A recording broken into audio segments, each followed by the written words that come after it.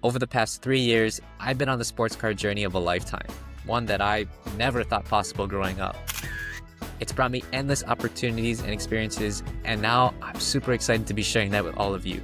So, join me, Cameron O'Hara, and longtime sports card expert Michael Inoue as we take you on a sports card journey like no other, opening our doors and taking you behind the scenes of some of the most successful stories in our industry, both past and present, and hopefully the future, as we go and search together for the next modern marvel. In today's episode, we go over some very important sports card history. We talk a little bit about where we started and, more importantly, where we want to go with all of you in the future. We also discuss what a modern marvel is to us and talk about maybe Shohei Ohtani's most overlooked future grail card. Thanks for tuning in, and we hope you enjoy this episode. What sports cards are we buying, and what sports cards will be worth just a little bit more in the future? Welcome to the Modern Marvels podcast. We are your hosts. My name is Cameron O'Hara, and I'm joined by sports card expert and longtime industry veteran, Michael Inoue. So we created the Modern Marvels podcast for all of you to answer all of your questions and really to give a little bit of long-term sports card advice and to also give you guys an inside look at what we do here at Leahi. So, Mike, the term Modern Marvels, that was something that you kind of came up with. Can you give us a little bit of background on it, why we chose that name for this podcast? Yeah. Simple explanation is it is a modern collectible that we think will function like some of the most important collectibles we've ever witnessed. Perfect. And do you want to give us a little bit of background about yourself, tell the audience just your sports card background, things like that? Yeah, sure. So I own and operate. I've owned and operated Leahi for a little more than 10 years now. But my roots go back to typical sports card background. It dates back a few decades. First product ever was a 93 Skybox Impact. I remember going and being at a local trading, an LCS, local card shop, going, with my brother. And opening up 93 Skybox Impact, looking for a Drew Bledsoe rookie card. Not in his Patriots uniform, but in his Washington State uniform. And I remember the thrill of getting that card. More importantly, I think through that process, I remember reading the card backs of not just Bledsoe, but almost every card we got because they were all valuable out of the pack. And just really immersing myself into not just sports cards. I started with comic books at first. But once I started handling sports cards, I really saw the beauty in it.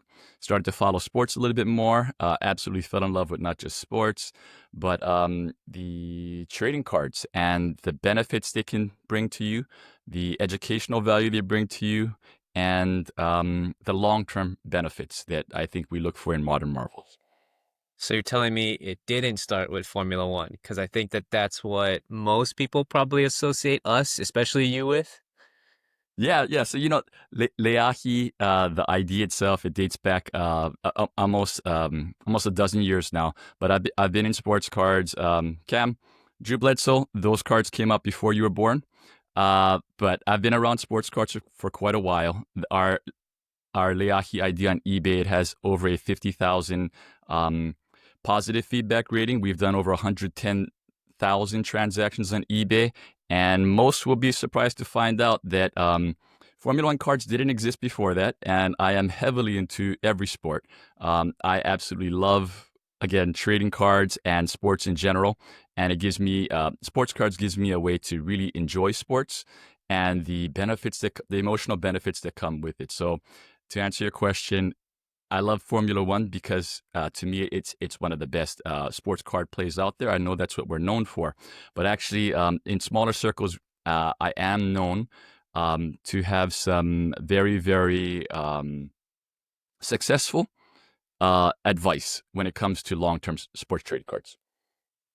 Yeah, so for those of you out there that don't know us, and even those of you that do, I want you all to treat Mike like a sports card encyclopedia. He certainly has more knowledge like no one else I've ever met, especially in this industry. And now, trust me, he will say a lot of things. Some of it may go over your head. Some of it you might understand. But if you give it a chance and you're able to digest it over time, I think you'll learn a whole new way to look at sports cards and just the industry in general. I certainly have. And that's a big reason why we created this podcast. It was to really just bring Mike to all of you as an extension of the card shows that you see us at typically. We noticed, or I especially noticed, just manning the table, that there's a ton of people that come up to us just to talk, and they almost treat it like a hangout ground where they come and talk story for hours. And there's only so much time in a day. There's only so much time at a show. Usually these shows are 2, 3 days long, and that's just never enough time when you're that passionate about something and you want to talk to people. So this podcast, I felt, was a good idea to bring Mike a little bit closer to you, give you guys a chance to ask him more questions, let him really, really talk about the things that have made him successful and just information in general that he can share with all of you. That's the real key point about this podcast so far. Yeah, Cam, brilliant idea to start this. And thank you for being my guide, or I guess everyone's guide through this. If I need to slow down at any time, you let me know. If things are going over your head, please step in. I think I can definitely get very, very enthusiastic about sports cards and the things that we're seeing, the data. And for me, it's simplistic, but I think it's about really making this so that everybody can follow along with what we're doing here. Before we move on, again, great idea with this. I think it's a great way to introduce the incredible superstar that we've had here in our office. Some people know me because my face shows up here and there. But Cam, you're an incredible superstar. I study young professionals. That's my job, to really be ahead of the curve when I'm looking for sports trading cards. And I think it was very obvious to me when we first got you in how incredible and how talented, hardworking, dedicated, all the ingredients that make successful athletes. We see a lot in you on a daily basis, and just happy to share it with the world. Do you mind introducing yourself? Yeah, definitely. So, hey everybody, Cameron again. Where to start?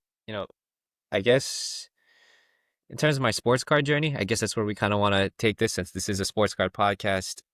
My sports card journey started when I was maybe 5 or 6 years old. My dad used to have a small drawer of cards that he collected through the 80s and 90s. So all junk wax era stuff, some valuable things here and there. But at the time, my favorite color was red, and I went through his drawer, and there was this bright scarlet red jersey that I saw, and I picked that card out. It gravitated towards me for whatever reason, just the color. It was a Harvey Williams '93 Upper Deck card, I believe. Uh, Nobody knows who that is, probably. Nobody cares who he is, but at that time, that was how I started. It was just something that gave me a way to kind of connect with my dad and join something that he already had a appreciation for. And I would famously carry it around in a Ziploc bag. So those little sandwich bags that you carry maybe like chips and stuff in. Before there was briefcases and stuff like that, that was how I carried around my cards. So to have it now, it's probably like a PSA 4, 5. Plastic If bags, yeah. yep, Sandwich bag, yeah. yeah, that's definitely the way that you should carry cards. But that was uh that was where it kind of started, and over time, it evolved into a love of sports, where I was able to just watch the Kansas City Chiefs. That's how they became my team as well. Not because I had a favorite player, but because my dad had a random card from the '90s that I just had to have. And yeah, that's how it kind of all started. And since then, we've been able to do a lot of local card shows here in Hawaii together, where him and I set up. It's never been about making money at this point. It's just having fun, getting to spend time with him and my brothers, bonding over something that I feel very fortunate to have. And it just so happens to be related to our professional career as well. So I get to talk about what we do here at Leahi with him, and kind of just share that experience. And overall, that's been the best part of it to me is, when Mike talks about how sports cars can be purposeful, I don't think it gets any more purposeful than this. You get to share something with your parents, with your family, and I know there's a ton of people out there that probably are jealous of what I'm able to do. So I make sure that I never take that for granted, every single day. Yeah, yeah. Harvey Williams, Kansas City running back, mouthpiece, right? And number 44 or 34. Yep, 44. Normally tall, lanky running back too, right? Okay, yeah. People know Harvey Williams here and there. I'm pretty sure. Um, Cam, I thanks for introducing. And you know this privately. I talk about this all the time. I've told him personally too. Big fan of your family, both your father and mother. I think to produce somebody, I think to produce great things out there, it takes more than just one thing. And can you talk a little bit more about, you mentioned there that you started cards at an early age, and that it became a family bonding experience there. As a young parent myself, and I'm sure there's young parents out there listening, I've very much admired the way that you ended up, and your values, and it's very obvious to me it's not just you, it's your family surrounding and everything you're taught. Can you tell us a little bit more about that sports card upbringing? Yeah. I think after I got that Harvey Williams card, it kind of evolved to where I understood, oh, you can open packs and you can you can find these things in stores. Before the pandemic, it was much easier where you could go in any single day and just find it. I would open packs with my dad. We'd go to Walmart. It would be like a Christmas present, birthday present every year. That's all I ever asked for. It was to just go to card shops, and that was it.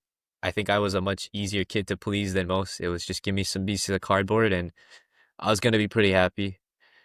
It kind of died down as I got into high school, as I got a little bit more busy, and it resurfaced, once we got towards the pandemic time. And since then, I've never looked back. We're here now. We're making a podcast together. It's something that I couldn't even have imagined that this would be, one, a career, and two, sustainable for myself, my family, and yeah, just to get to share it with everybody, with you, with our other guy Cole in the office, my parents, my brothers, even my girlfriend. Really, it's brought a lot of joy in my life, and more than I would have ever anticipated when I started. You talked about their Christmas special occasions. You'd always be looking forward to it. What type of budget? Are we talking about a modern sports card budget where you were forcing your parents to take you to the shop and spend hundreds of dollars, every week, every month? Were you buying hobby boxes? Fill No, us in. I was buying just your regular packs at Walmart and Target. Yeah, it would be like Christmas. So Christmas money would be something that we'd get every year, right? People sometimes don't give you gifts, they just give you money. They give you cash for your birthday and stuff like that. And I would just ask to go to Walmart. That was what I wanted to do. Just go buy some cards and open it. And when we got to the stores, I would just kind of go through boxes. It wasn't ever I didn't really buy too many like actually sealed stuff. It was more my dad would buy it for me to open. I never even knew what I was looking for. It was just I knew what players I wanted, and I would just go find the single cards. So I think actually now that I think about it, one of them I remember I had it for the longest time. I had them like taped to the wall in my bedroom, which is not a good way to store cards, but I ended up having like a 2012 Prism Steph Curry and a 2013 Oh, Select. So the first year it was a Select Silver. just taped to the wall. Yeah, yeah. So like the There you first go. year of those two products, Huh. but I bought it at one of the local card shops. It was probably like, a couple bucks, but I taped it to my wall. And ironically, it was when I started working here that I realized, oh, those cards actually might be worth a little bit. It's not anything crazy, but probably not the kind that you want to tape to the wall of Yeah, your yeah. bedroom. It's an experience everyone goes through. 52 mantles were taped to a wall. 86 Fleer Jordans were definitely taped to walls all over the place. It provided inspiration for people that led to success later on in life, and that's why people swing back around and want to buy those cards that were taped to their walls. Cam, one day you're gonna want a 2012 base Prism Steph Curry, and you're probably going to go out there and buy a PSA 10 when you earn it, and that's what actually creates value in sports cards. Those memories that we regret, but also led to inspiration and led us to be better in our daily lives for everybody else out there. So if we're to pick a number for a budget that your parents had for you, there really was no budget because it was more about you using the money that you were gifted to be able to do this on a regular basis. Yeah, awesome. Any big memory that you had in your childhood about sports cards? I don't. I know my brothers and I would get packs. I think early on I was super into it, so my brothers would, monkey see, monkey do, right? Just kind of copy what older brother did. So we would just all open packs. They didn't know what they were looking for, and we would open it. We'd buy it at Walmart, and we'd drive home. And before we got home, we would open it in the car. So we'd always have the pack wrappers on the ground and stuff. And we'd probably get in trouble for like leaving it there because it was just we couldn't wait. We were kids, right? So probably like 7, 8 years old, stuff like that. And it evolved into now today where I get to still share that same hobby with them, but now we have a little bit better understanding. Like, hey, after you hit something, maybe protect it a little bit better than just keeping it in sandwich bags and taping it to your walls. Yeah, I think it's a natural evolution. So good to know you're the lead monkey and you had the other monkeys following behind you. Awesome. Again, as we do this here and there, I hope the world gets to understand a little bit better, not just about you, but your background and what leads to creating something as unique and the hard work that goes into it. Shout out to your parents. Absolutely amazing job there, Cam. Not to sell your efforts short, but obviously, I think it's an interesting story that I want to delve into. I want to educate myself and the rest of the world on not just the monetary benefits of sports cards, but the things that can help us to create a little bit more well-rounded people. And I definitely see that in you. I think it's something that we can definitely share. Also, big shout out, Village to Raise a Child. Big shout out to Jason and Jeff. I know they've been very, very influential to Cam becoming the incredible superstar that we believe he is. Shout out to you guys. Yeah, there's definitely a ton of people that helped me get to where I am today. Not just in a career, but personally, professionally, all of those things. There's a lot of people that I have to thank, and I'm very grateful for it. You included, Mike. So there's no shortage of good people in my life, and I'm very, very fortunate to have that. But enough about me. That's not what this podcast was made for, and certainly not what I want it to be. Modern Marvels. Again, I want to talk about this a little bit. Mike, is there a card, a set, anything specific that you kind of want to talk about and associate this with the origin story of it, really? Yeah, so I want to delve into the term a little bit more.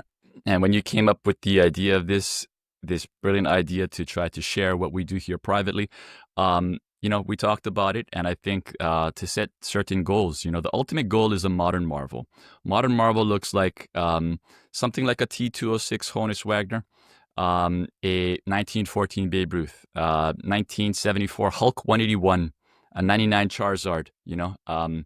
These are items that I think everybody looks at today and they feel are unattainable. They feel like these items, they are they're not within reach anymore. And I think it's important to understand that they were once within reach, very much within reach, and that it's not over. I think a big message that has been told to me when I went through the junk wax era and the early 2000s when we had like a Fleer bankruptcy sale, and sports cards were so bad in the mid 2000s that Fleer actually went out of business. They had all the licenses for all the sports, but they went out of business in the 2010s, the early 2010s. I mean, nobody was buying sports cards as investments because it didn't make any sense, especially modern sports cards. Everybody said it's just in vintage. It's just in these older comic books, these older collectibles. It's at that time where I said, I disagree. I think that there are cards being made today, not all of them, but there are cards today that I think will function just like those previous collectibles. And I started to use the term because, it sounded nice, modern marvels. I think we have modern marvels here. If we're patient with them and if we can identify them, they can function just like those previous collectibles. And I think true to form, we've been seeing those emerge here and there. These items that were not as valuable, but were just as important as those previous collectibles that I mentioned, and they're starting to go on that ascent. So hopefully the goal here is to identify and help people find their modern marvels in the different sections, to go back and identify what makes these things special. But more importantly, on a weekly, or however often we do this basis, not just focus on getting the biggest home run swing possible, but more importantly, focusing on the athletes we're looking at today, And within those athletes, understand that every card functions differently. If we could, to find a trophy card for every player that we identify.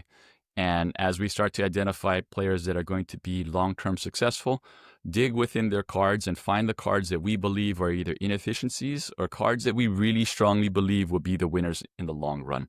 And if anybody studies sports cards history, they'll know that sports cards function more like a stock market, where in a stock market, what you have is you can pick an industry. You can pick tech, you can pick transportation, and within that industry, you're going to have different success depending on how the companies function.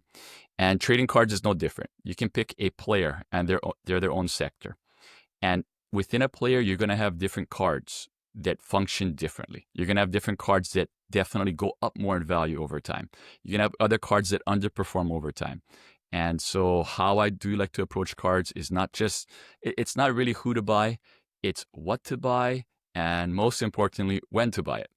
Just like a market. So I do want to delve into that here and there. I think it's going to be something that people can use some help with. It's something that I very much help everybody with privately. Today we're going to talk about it later, but Shohei Ohtani, he is very, very, he's a topic of discussion. And we're seeing things in Shohei's market that tells us that there's actually specific cards that we believe will outpace his other cards. Yeah, definitely. I think everybody needs to make sure that they note what Mike just said there. One of the key things is patience. None of these things that we say and do happen overnight. Very rarely will you ever see us buy a card today that we could sell directly tomorrow. It's things that we identify as, like you said, inefficient, things that we believe will outpace its current market. There's just a lot of thought, and it's a really, really long process. And hopefully this podcast allows us to delve into it a little bit and explain what we do on a deeper level, because it is complicated, but that's what we're here for, to try to break it down. We want everybody to be sustainable. We want to grow this hobby with all of you. And hopefully that this podcast can kind of function as that bridge to help us get there. I think that's kind of what we're going for, right, Mike? Yeah, yeah, as it should be. I think we came public. We've been doing this privately for a long time, and we came public with this because we felt like there's a need for it. I think the idea is to make sports cards sustainable and purposeful. The way that we do that is we create more winners. We try to through a little bit of hard work, a little bit of the things that make people successful at their normal professions, apply it to the sports card industry. We know not everybody can do sports cards professionally or will be fortunate enough to have the opportunities to, but that doesn't mean that everybody can't here and there get their wins, get information that they need to hopefully guide them in the right direction. In the end, we've studied, we've looked around, and we understand that maybe there's a little bit more information that's needed out there, a little bit more deep thought that's needed into this, because unfortunately, for anybody that thinks the sports cards is incredibly quick money, it may be here and there. If you're very, very fortunate, there's no doubt about that. It has those benefits too. But in general, there's a timeless way to win at sports cards. It's by getting the mental benefits of it. We have a ton of great sports card entrepreneurs out there. There's Gary Vaynerchuk and Mark Cuban that talk about it very openly, the benefits that they received being around sports cards at a young age. And I like to focus in on those. The residual benefits that sports cards bring, I like to aim for those too, where with time, patience, great thought, and really investing in yourself and your knowledge, I believe that a lot more people out there can sustainably do sports cards. And that's the biggest word, Cam, purposeful, all these different words. The word is sustainability. The more educated, smart collectors we have out there that are willing to listen, whether it's to us or other people out there that have great information and have great intent with what they're doing, I think those things, the people willing to sacrifice their time to listen a little bit more, I think that'll give us more sustainability and it'll create more future winners. Yeah, I love what you said about it being an investment in yourself. That is something that is true to form when you see a lot of these people walking around shows with cameras and stuff like that. it may seem a little odd sometimes and maybe a little uncomfortable, but these people are what, like you said, investing in themselves. And that's not the only way to do it. It's not the only way to do it, not like this podcast either, but to take time to learn, to study. That's why sports cards can be so beautiful. You can make it what you want it to be if you take the time to really dive in and learn. That's something that I've learned so far and something that I hope everyone sees, young kids out there, even adults now. I think there's something that can be learned from anybody, really. But now let's get back a little bit more on topic. So we talked about how these things don't happen overnight, right? So, Mike, do you have anything specific that you want to hit on? I know we have a war chest of wins for you, but is there one that stands out that fits that modern Marvel mold? Something you identified early? Yeah, so Cam, I'm gonna have one loaded for today. Obviously, we have a war chest of these things. We'll slowly roll them out. If we make it to where we need to, awesome. Everybody will get to see our receipts, basically. But just to tease some things that we have coming in the future. We have a modern sports card that was bought, and it functions as already a almost a 400x at this point.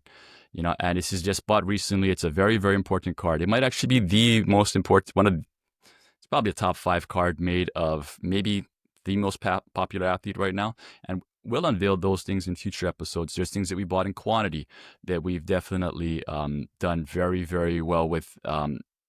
To the best of my knowledge, some of the biggest sports card wins out there.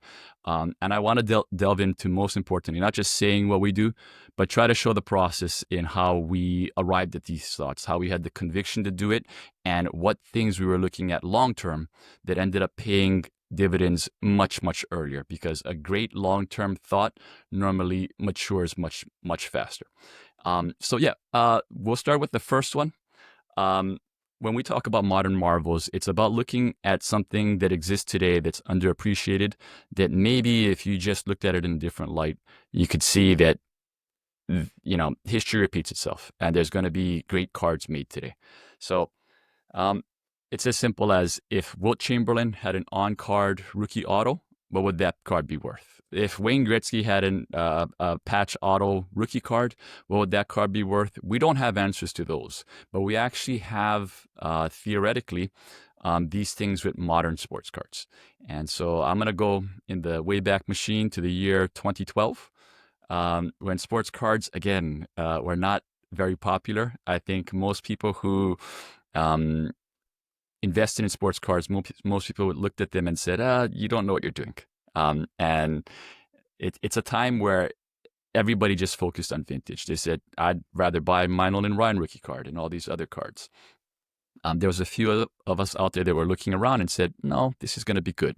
So in the Wayback Machine, let's say Wilt Chamberlain had an on-card autograph his rookie year coming into the NBA, and they made a few hundred, let's just say even 1,000 in the 60s. What would that card be worth right today?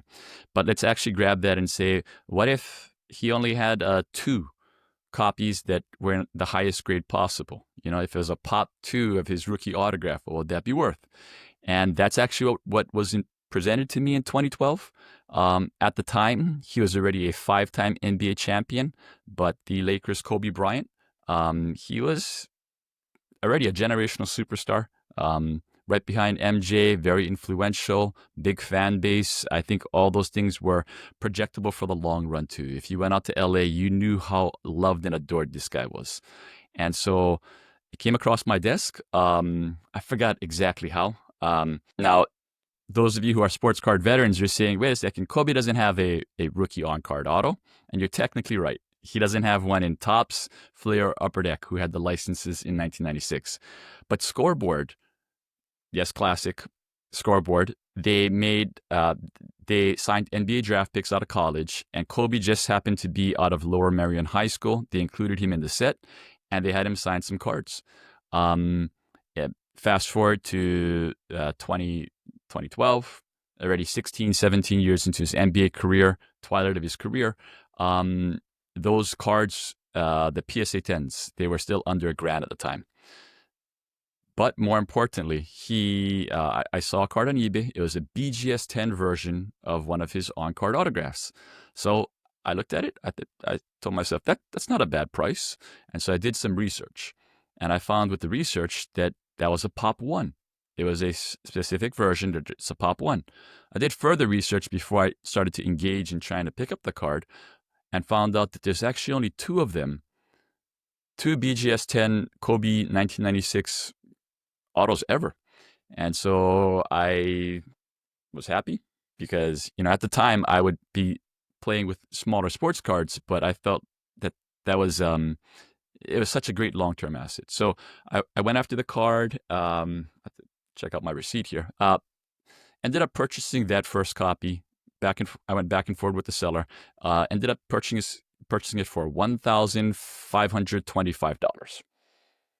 Was happy. I remember getting in the card. I talked to my friend, and this is where I used the term first time, Modern Marvels. And I told him, I know it sounds crazy, but I really do feel like this card is worth something like 10 to 15 grand. I don't see how it can't be. It's too historically significant for what it is. And I got a little, I got a little bit of feedback, and I said, I disagree. I think we're going to have cards today. I know why everyone thinks these cards aren't going to be valuable, but I definitely do think if you zoom out and you're more patient with things, that this card is going to be important. And so I held it for a bit, and instead of flipping like I normally did at the time, I told myself, no, this is a long-term sports card. Wait, Mike, wait. And so as luck would have it, guess what? The second copy actually showed up on open auction on eBay. And so the other card, the only other BGS 10 showed up, and I told myself, okay, well, let's do the research again. So I did the research again, still Pop One, both of them, the only two BGS 10 Kobe 1996 autographs that exist. I went for it hard at auction. I believe my bid was between 4,000 or 5,000, and that's a big number at the time. This is 2013 now, we're talking. And I won it, Cam. Again, my bid was 4,000 or 5,000 on this. I got it for $2,300. So I was able to pair the two highest graded Kobe Bryant rookie autos for under $4,000. And for me, it was something that I felt it's a long-term collectible for me. And as luck would have it, I was able to hold on to it for a little while. And again, my normal game to earn this play, everybody, it starts with the $5 and $10, $20 wins. Those are the typical games that I used to do at the time. And it led to being able to take that shot. Those two cards were actually the two most expensive purchases I'd ever made up until that point.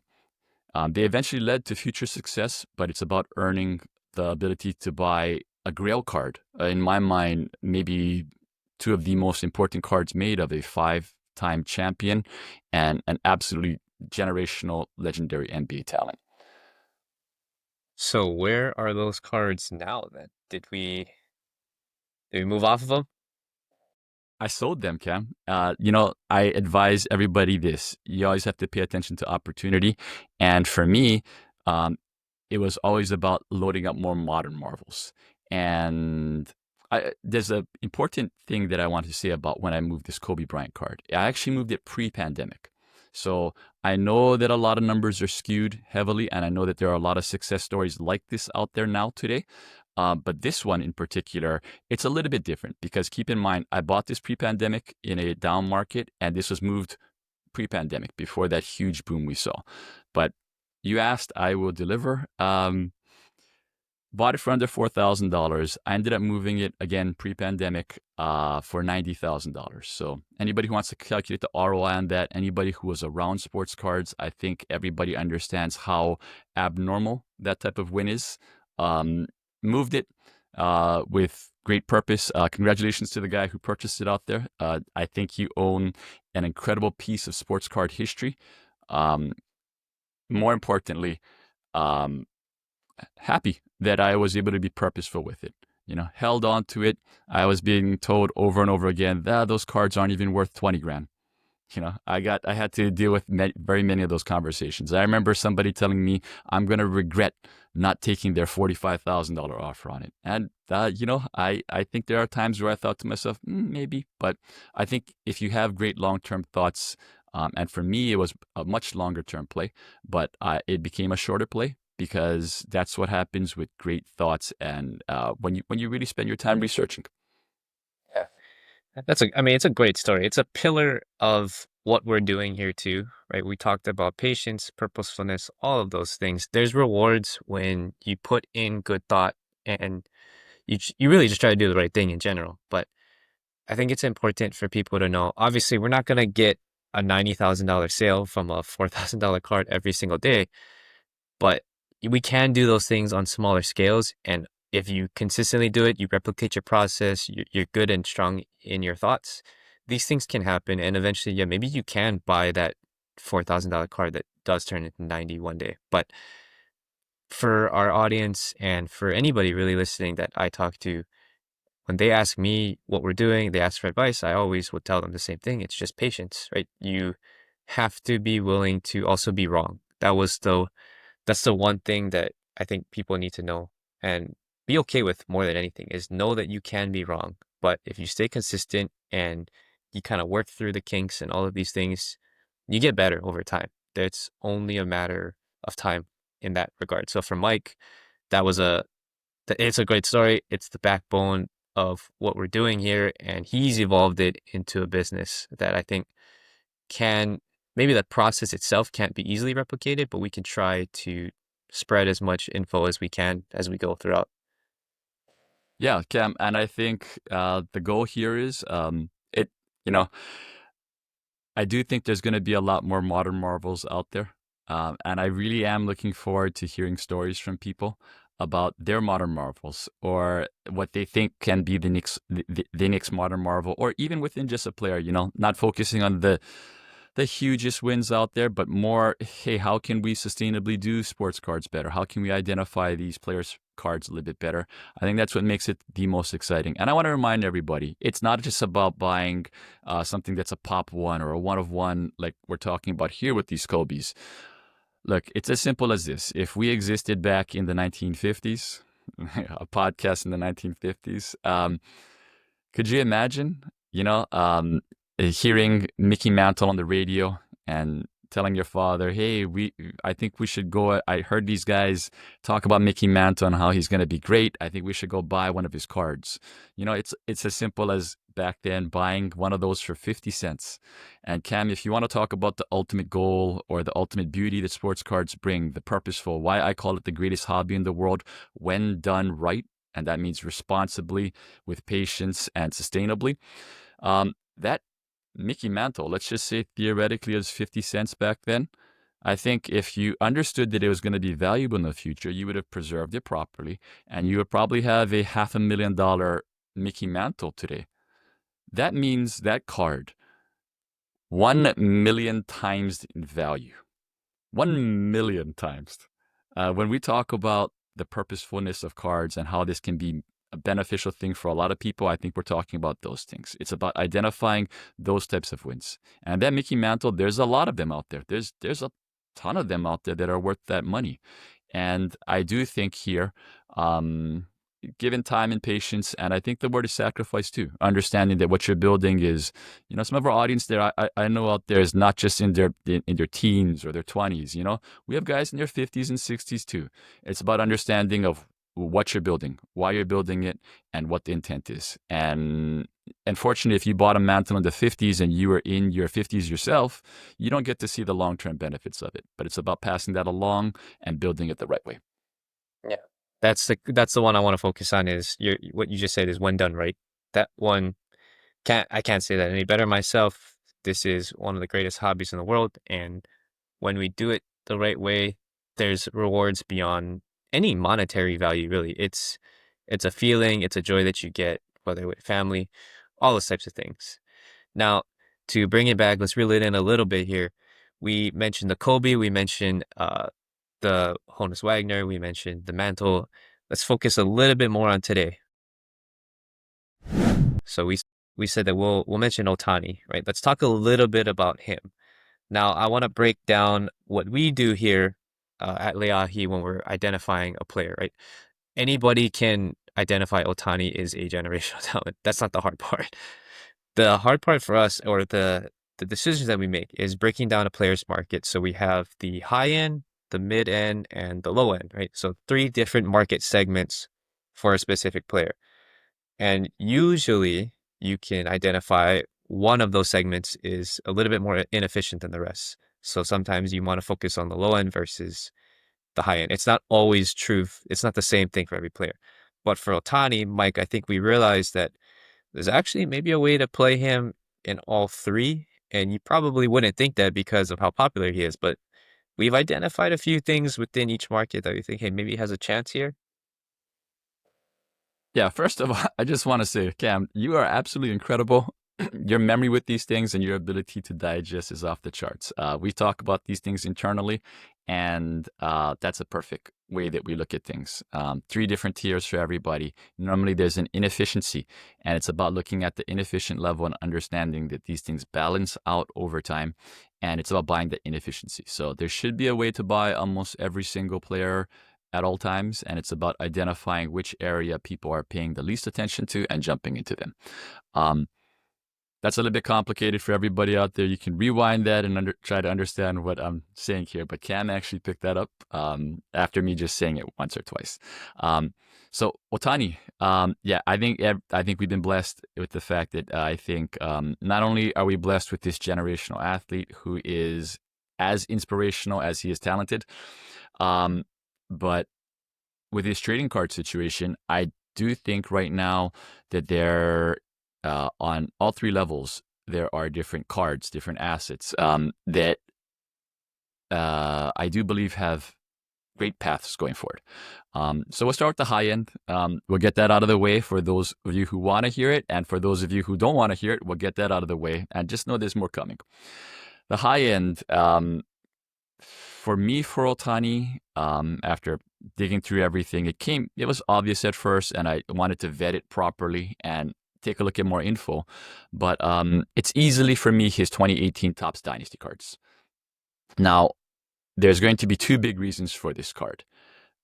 One, it's the supply-demand mode, which is always the most important thing when we talk about these cards. So to put it into perspective, Ohtani in that set, he has a total of 125 cards made in that entire product. He appears on 125 cards. That's not different cards. That's a total print run of all those cards. 12 of those cards he appears on with either Mike Trout or Ichiro Suzuki. So actually, the amount that is just pure base Ohtani rookie cards is 113 Ohtanis in that set.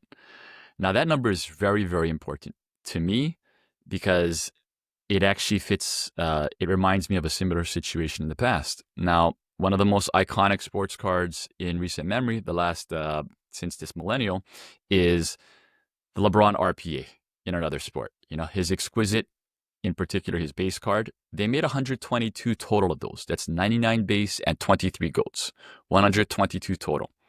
This Ohtani card in the Dynasty, including all the parallel versions, there's 113 of them. And so right away, it brings that to mind. This Ohtani right now, we're talking about a $20,000 to $30,000 card.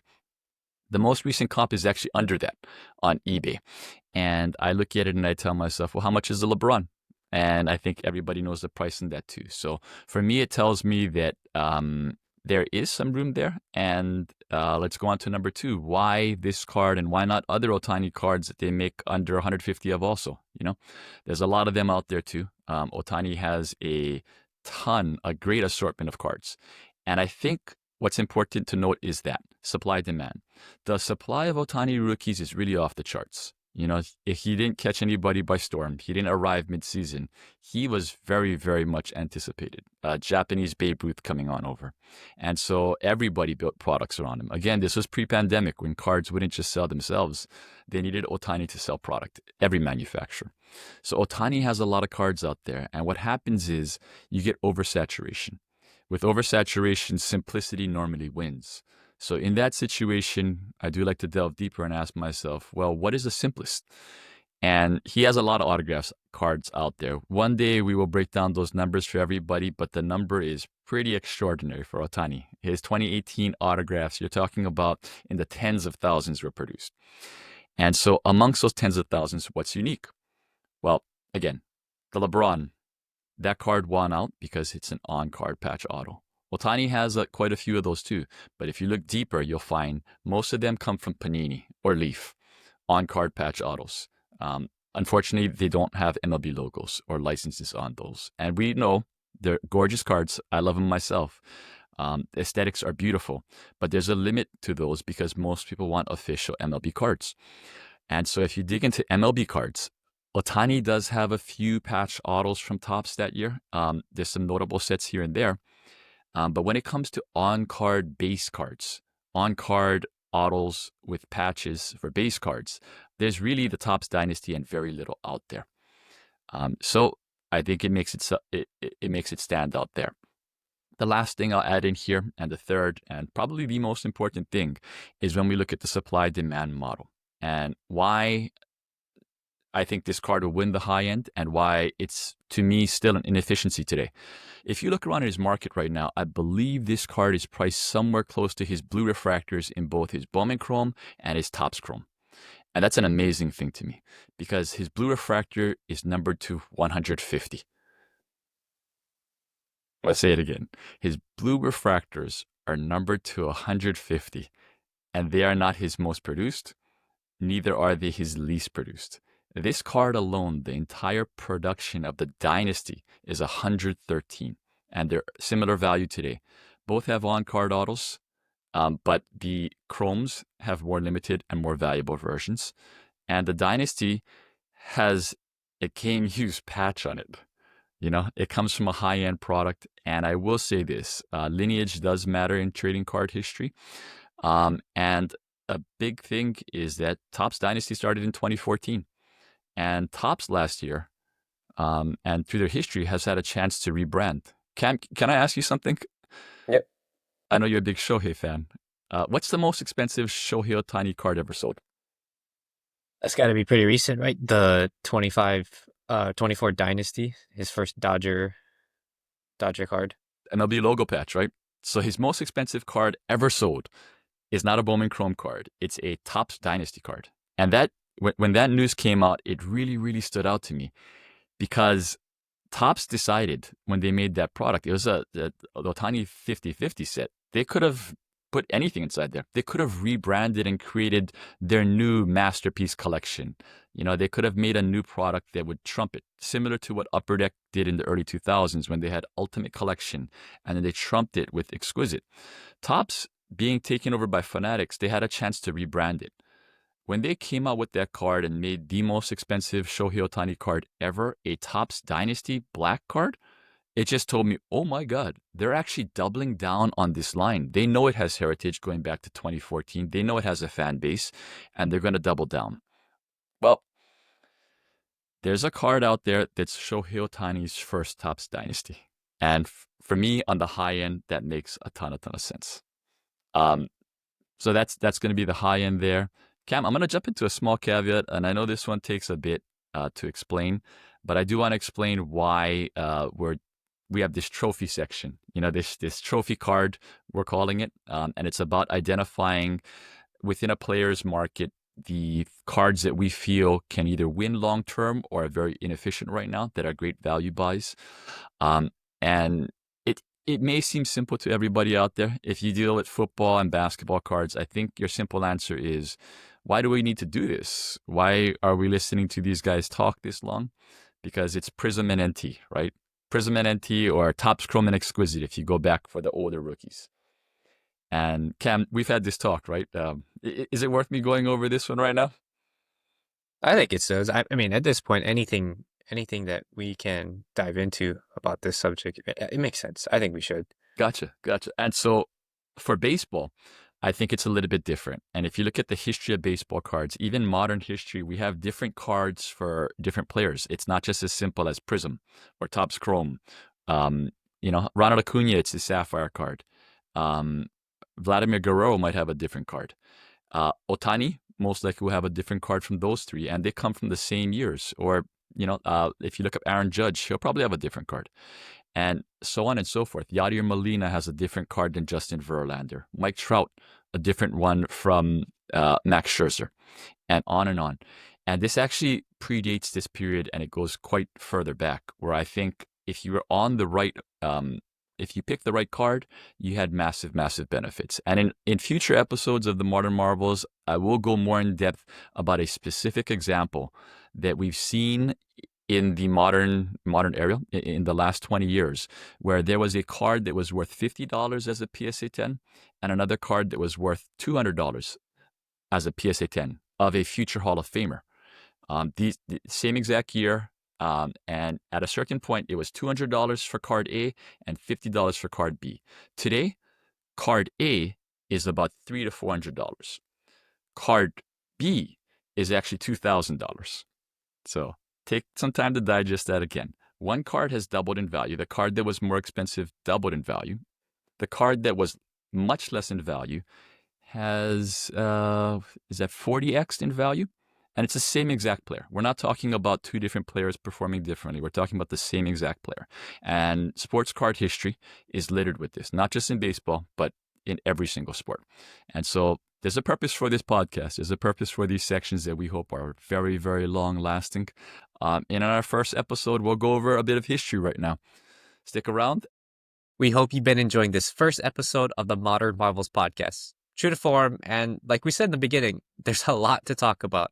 Mike and I ran a bit longer than we originally planned, but hey, when you love what you do, that's just what happens sometimes. But we also felt the content was really relevant and information we think everybody would want to hear. So we're breaking this up into two parts. Stay tuned for our episode dropping tomorrow, where we talk about some very important topics, like Shohei Ohtani. What are his best cards? What cards are affordable now that maybe in the future could serve as iconic cards? We also talk about the very, very important Formula One, what got us into it, and why it intrigues us so much going forward. Could an entire year of trading cards actually be a future Modern Marvel? Stay tuned and check us out tomorrow. Thanks, everyone.